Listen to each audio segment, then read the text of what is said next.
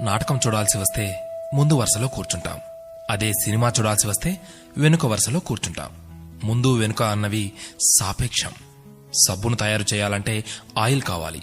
అదే చేతికి అంటిన ఆయిల్ని పోగొట్టుకోవాలంటే సబ్బు కావాలి.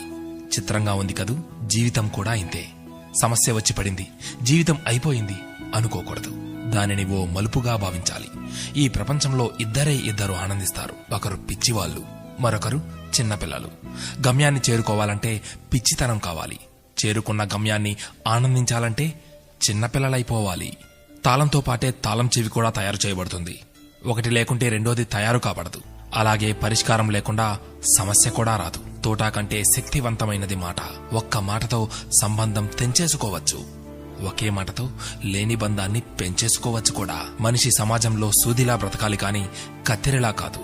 సూది పని ఎప్పుడు జోడించడం మాత్రమే, కత్తెర పని ఎప్పుడు విడదీయడమే. అందరినీ కలుపుకుంటూ బ్రతకాలే గాని కత్తెరలా విడదీస్తూ కాదు. నిజాన్ని మార్చే శక్తి ఈ ప్రపంచంలో ఎవ్వరికీ లేదు.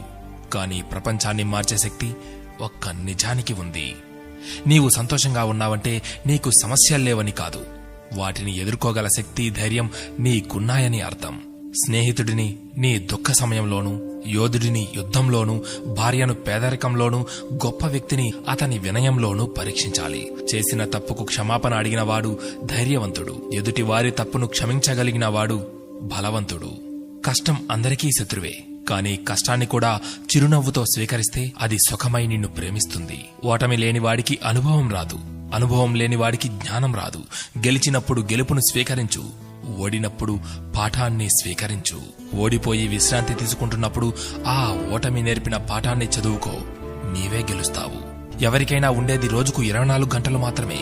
గెలిచేవాడు ఆ 24 గంటలు కష్టపడుతుంటాడు. ఓడేవాడు ఆ 24 గంటలు ఎలా కష్టపడాలా అని ఆలోచిస్తుంటాడు. అంతే తేడా. గెలవాలన్న తపన, గెలవగలను అన్న నమ్మకం, నిరంతర సాధన, ఈ మూడే నిన్ను గెలుపుకు దగ్గర చేసే సాధనాలు. నేను గెలవటంలో ఓడిపోవచ్చు, కానీ ప్రయత్నించడంలో గెలుస్తున్నాను. ప్రయత్నిస్తూ గెలుస్తాను, గెలిచి తీరుతాను. స్వయం కృషితో పైకొచ్చిన వారికి ఆత్మవిశ్వాసం ఉంటుంది గాని అహంకారం ఉండదు. ఏమంటారు?